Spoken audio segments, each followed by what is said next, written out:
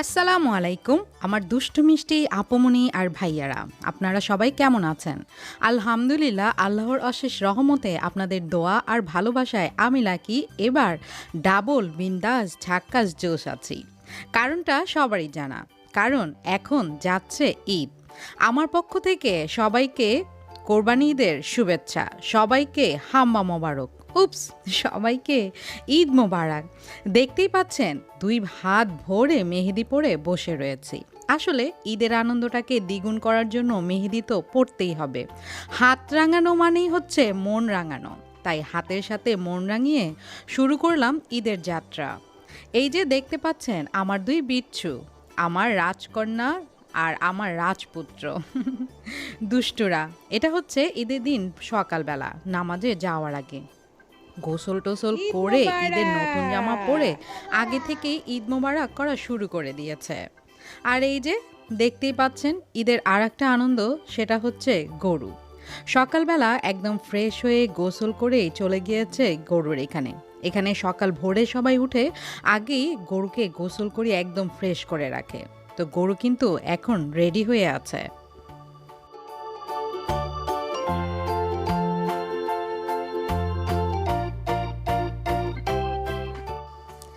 দেখতেই পাচ্ছেন আপনাদের লাকি গরুকে আদর করছে। গরুও খুব আদর বুঝে। আমি যখন ওর মাথায় হাত বুলিয়ে দিচ্ছিলাম, ও আস্তে আস্তে করে আমার অনেক কাছে চলে এসেছিল। ওর গলায় যখন আদর করছিলাম, ও একদম শান্ত হয়ে আদর নিচ্ছিল।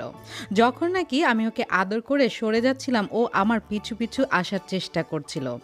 আসলে এইগুলো দেখে খুবই মায়া লাগছিল। কিন্তু এটা তো কোরবানি ঈদ, এটা তো ত্যাগের ঈদ। নিজের পছন্দের জিনিসটাকেই কোরবানি করারই নিয়ম। গরুটাকে এভাবে আদর করে কোরবানি করে দেয়া, এটাই হচ্ছে আল্লাহর প্রতি ভালোবাসার প্রমাণ দেয়া। যদিও আল্লাহ কিন্তু বুঝতে পারেন আমাদের নিয়তের কথা, আমাদের মনের কথা।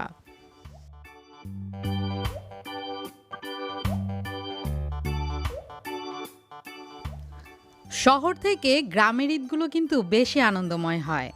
আমি সবসময় তো শহরে ঈদ করেছি, কিন্তু গত ২-৩ বছর ধরে আমি গ্রামে ঈদ করি। আমার কাছে মনে হয় গ্রামের ঈদগুলো বেশি মজার। কারণ হচ্ছে এখানে নারীর টানে শহর থেকে সবাই ছুটে আসে গ্রামে। ঈদ উপলক্ষেই সবাই একত্রিত হয়।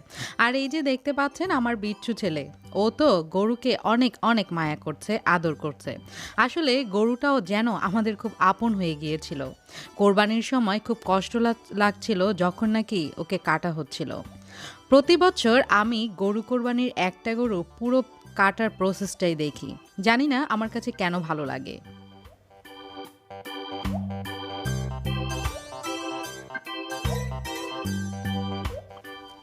গরুটিকে দুদিন লালন পালন করে অনেক আদর যত্ন করে নিয়ে যাওয়া হচ্ছে আল্লাহর নাম নিয়ে কোরবানি দেওয়ার জন্য।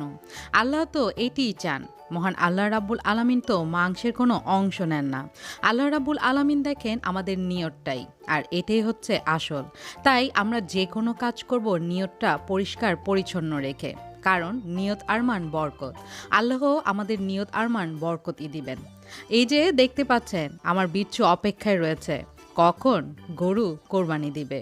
ও তো মহা খুশি।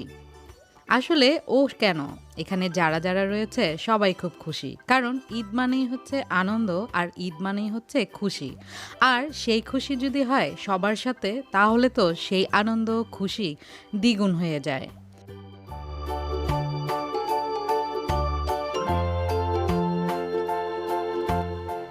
কোরবানি ঈদের আনন্দ শুরু হয়ে যায় মেহেদি পড়ার পর থেকে, গরু আনার পর থেকেই কিন্তু।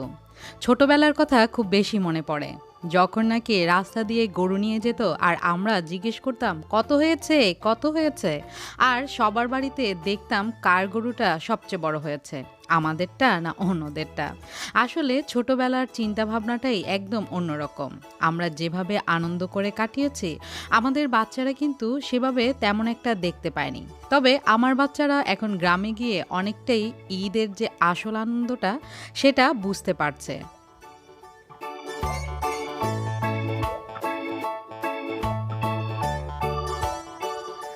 আপনাদের সাথে কথা বলতে থাকলে আমার ভিডিও শেষ হয়ে যায়, কিন্তু আমার কথা শেষ হয় না। ভিডিও শেষ হওয়ার আগে আগে আমার পুরনো কথা নতুন করে বলে নেই। যারা এখনও আমার চ্যানেলটি সাবস্ক্রাইব করেননি তারা অবশ্যই আমার চ্যানেলটি সাবস্ক্রাইব করে নেন। আমার চ্যানেলটি সাবস্ক্রাইব করলেই তো আমার ভিডিওগুলো দেখতে পারবেন আর সুন্দর সুন্দর কমেন্টস করতে পারবেন। আর যারা সব সময় তাদের ভালোবাসা দিয়ে উৎসাহমূলক কমেন্টস করে যাচ্ছেন তাদের জন্য তো অন্তরের অন্তঃস্থল থেকে অনেক অনেক দোয়া আর ভালোবাসা।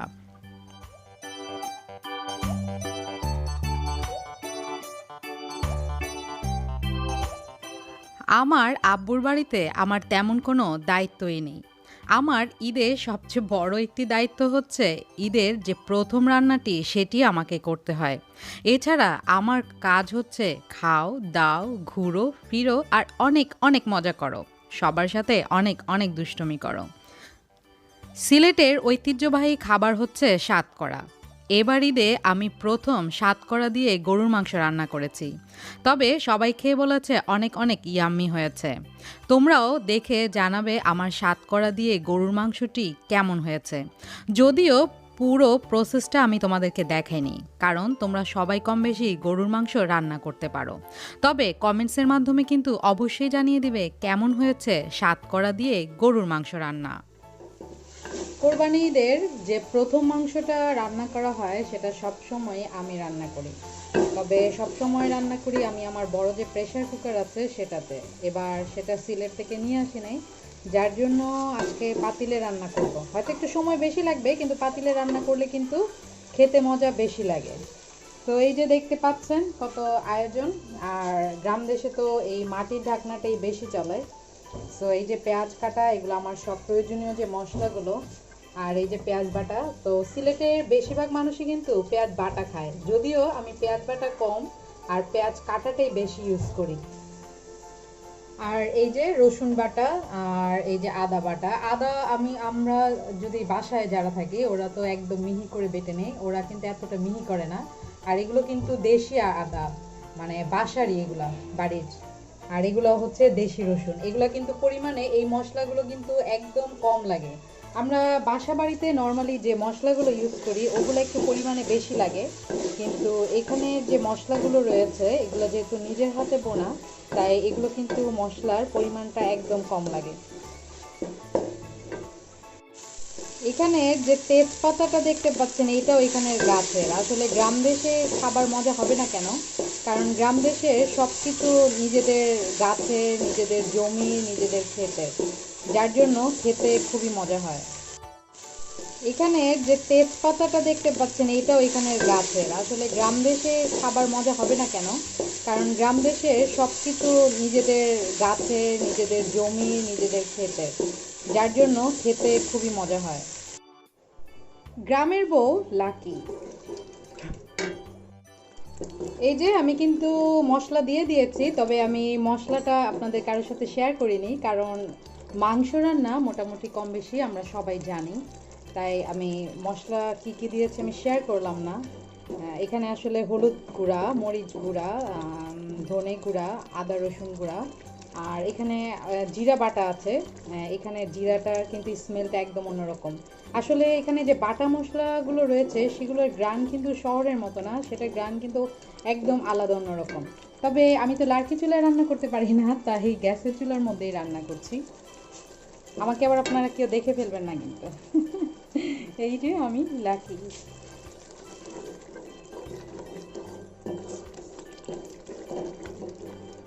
মশলাটা আমি যে জিরার কথা বলেছি, দেখেন ওরা এইভাবেই কিন্তু এই জিরাটা এভাবে বেটে রাখে। আর এটার স্মেলটা যদি আমি সরাসরি দেখাতে পারতাম তাহলে বুঝতে পারতেন অনেক অনেক সুন্দর স্মেল।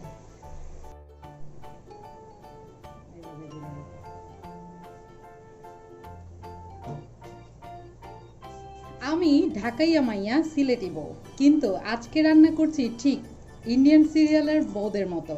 যেমন এই যে দেখতে পাচ্ছেন একদম মেকআপ করা, হাতে টাতে চেহারায় সহ সব জায়গাতে মেকআপ করে আমি এখন এসেছি কিচেনে রান্না করার জন্য।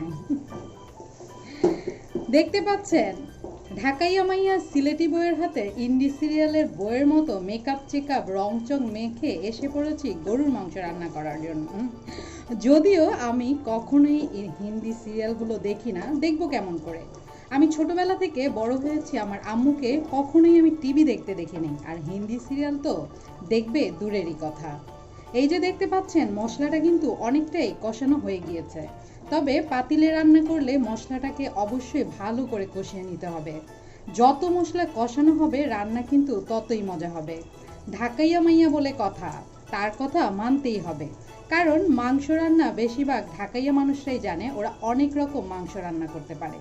যদিও আমি লাকি বেগুন, কিছু কিছু জানি, রান্না বান্নায় অনেকটাই আনাড়ি, তবুও অল্প অভিজ্ঞতা থেকেই বললাম। ভুল হলে অবশ্যই ক্ষমা দৃষ্টিতে দেখবেন। এই যে দেখতে পাচ্ছেন এখানে প্রায় 3-4 কেজির ওপরে মাংস। আর এখানে ওরা সিলেটের মানুষ নাকি এভাবে খায়, মানে মাংস আর কলিজিটা একসাথে। আমরা নর্মালি মাংস আলাদা আর কলিজি আলাদা করি, কিন্তু এখানে কোরবানির যে প্রথম মাংসটা খাওয়া হয় সেটা হচ্ছে ওরা কিছুটা কলিজি দিয়ে দেয় মাংসর সাথে, এটার স্বাদ নাকি বেশি ইয়াম্মি হয়। তো এখন আমি মাংসটা এই মশলাটার মধ্যে ছেড়ে দিব। আমি এত ভারী জিনিস তুলতে পারি না, তো আমাকে এই কাজে সাহায্য করছে আমাদের শিউলিকে। আপনারা শিউলিকে পুরোপুরি কখনো দেখেন নাই, আজকে ফার্স্ট দেখছেন। ও সবসময় আমাকে খুব হেল্প করে। তো এতগুলা মাংস ধরেছে, এখন আমি এগুলা ছেড়ে দিব আস্তে আস্তে।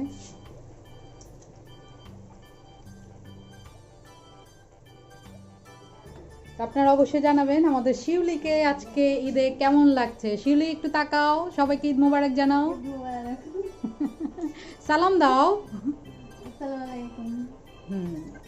সবাইকে শিউলি আমাদের সবার পক্ষ থেকে ঈদ মোবারক। তো এখন আমি মাংস সবগুলো ছেড়ে দেই, ক্যামেরাটা অফ। এই যে দেখতে পাচ্ছেন এখানে আসলে সবগুলো মাংস আটবে না, তো যতটুকু এখানে আটে আমি ততটুকুই দিয়ে দিয়েছি। দিয়ে এখন আমি ভালো করে নেড়ে এটা বসিয়ে দিব। তো এই মাংসটা আস্তে আস্তে হবে, আর আমি এখানে একদম পানি দিব না এখন। মাংসটার পানি দিয়ে যতটুকু হওয়ার ততটুকু হবে। প্রয়োজনে যদি পানি লাগে তো পরে আমি গরম পানি ইউজ করব।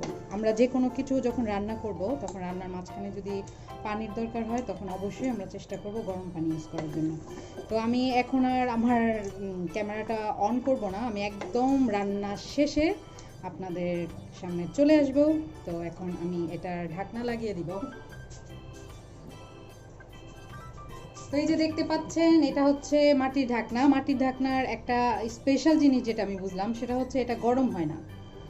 যখন পাতিলটা অনেক গরম হয়ে যায়, রান্না হয়ে যায়, এটা কিন্তু খালি হাতেও ধরা যায়, এটা কিন্তু সহজে গরম হয় না। তো এই জিনিসটা আসলে আমি ফার্স্ট দেখলাম আর প্রথম শিখলাম। আসলে শেখার কোনো শেষ নেই, চলার পথে আমাদের অনেক কিছু এভাবেই শিখতে হবে। তো এটাও আমি শিখলাম। তো আচ্ছা ঠিক আছে, এখন আপাতত রাখি। তো আমি মাংসটা প্রায় রান্না শেষ করে এখন আপনাদের কাছে নিয়ে এসেছি দেখানোর জন্য, কারণ অনেক প্রসেসিং করে তারপরে। তো এই যে দেখতে পাচ্ছেন এখানে কিন্তু আমি শতকরা দিয়েছি, এই যে, কারণ মাংসটা আজকে সাথে সাথে খাওয়া হয়ে যাবে। কারণ মাংস যে রান্নাটা সাথে সাথে খাওয়া হয়ে যায় সেখানেই কিন্তু এই শতকরাটা দিলে ভালো লাগে, সেই মাংসটা আর রেখে খাওয়া যায় না। তো এখানে আমি অল্প পরিমাণ শতকরা দিয়েছি। তো আলহামদুলিল্লাহ আমার মাংস রান্নাটা প্রায় কমপ্লিট নাও, এখন আমি এটা সার্ভ করতে পারবো। তো আমার আজকের এই মাংস রান্নাটা সবার কাছে কেমন লেগেছে অবশ্যই আমাকে জানিয়ে দিবেন কমেন্টসের মাধ্যমে। বকবক করতে করতে আমি একদম ভিডিওর শেষ পর্যায়ে চলে এসেছি। আজ তাহলে এখানেই তোমাদের কাছ থেকে বিদায় নিয়ে নিচ্ছি। তোমরা সবাই ভালো থেকো, সুস্থ থেকো, সুন্দর থেকো। আমার জন্য বেশি বেশি দোয়া করো, আর আমিও তোমাদের জন্য অনেক অনেক দোয়া করি। আল্লাহ হাফেজ।